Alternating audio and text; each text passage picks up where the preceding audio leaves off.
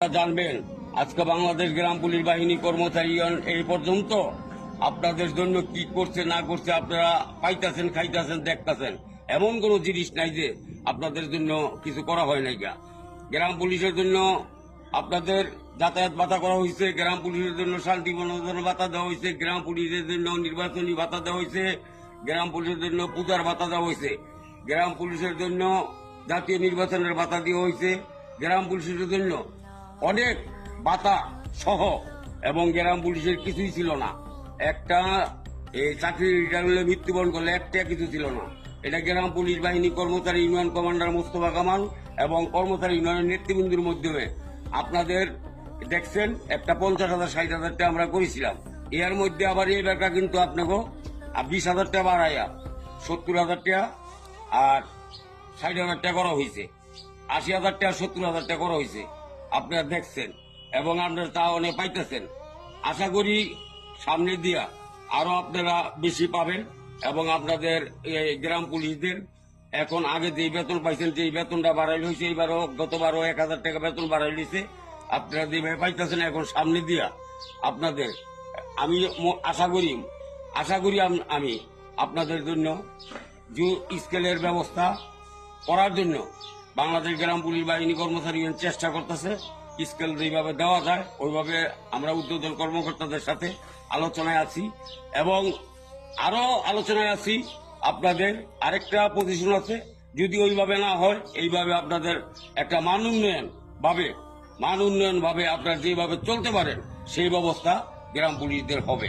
এবং আপনারা স্থানীয় আইন শৃঙ্খলা রক্ষার স্বার্থে বিভিন্ন ইউনিয়নে চাকরি করেন, বিভিন্ন ইউনিয়ন পরিষদের আইন শৃঙ্খলা রক্ষার সাথে আপনারা সঠিক দায়িত্ব পালন করবেন এবং আপনাদের জন্ম নিবন্ধন মৃত্যু নিবন্ধনের কাজটা সঠিকভাবে করবেন এবং আপনাদের বাবার একটা আদালত আছে, আদালত পরিচালনা করবেন।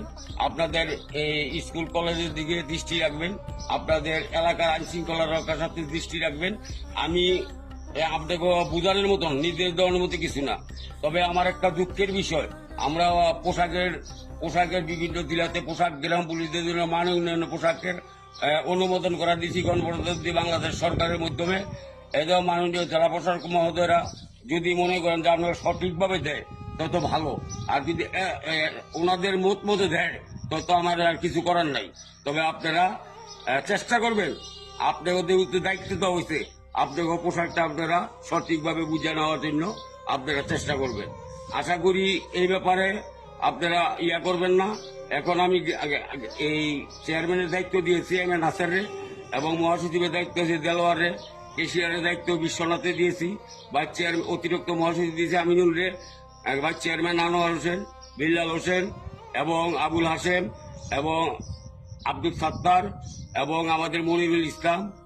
আমাদের অনেকেই এরকম অনেকেই আমাদের আমানত আছে, তিরিশপুরের বর্ণান আছে, বোলার মঞ্জু আছে, আমার নারায়ণগঞ্জের খাদিমুল আছে, খোকন আছে, এরকম অনেকেরই এটা দায়িত্ব দেওয়া হয়েছে।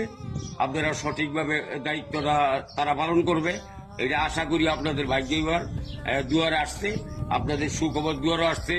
আমাদের মহিলা সম্পাদিকা আছে, আমাদের তাসলিম আক্তার, আমাদের মৌসুমী আক্তার সহ আরো অনেকেই আছে, আমাদের সিডেলের জামাল এবং হবিগঞ্জের ইনুস এবং আমাদের শেরপুরের জামাল, আমাদের জামালপুরের জামাল, ফরিদপুরের জামাল এবং আমাদের ওই যে নেত্রকোনা সিরাজ ভাই এবং অনেকেই তোতা আছে, আমাদের তোতামি আছে, আমাদের সাত্তার আছে, আমাদের অনেকেই আছে, আমাদের অনেকেই নেতৃবৃন্দ আছে, বামন ভাইরা মোহন মিয়া আছে সহ।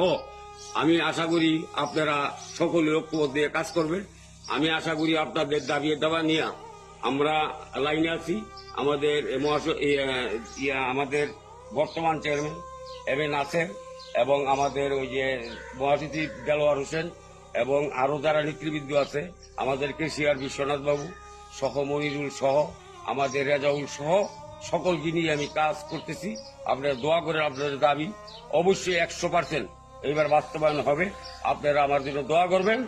আশা করি আমার এই 2-1 দিনের ভিতরে আমি কোথায় যাব, কোথায় মিটিং করব এটা এখন বলবো না, আপনারা অবশ্যই জানবেন।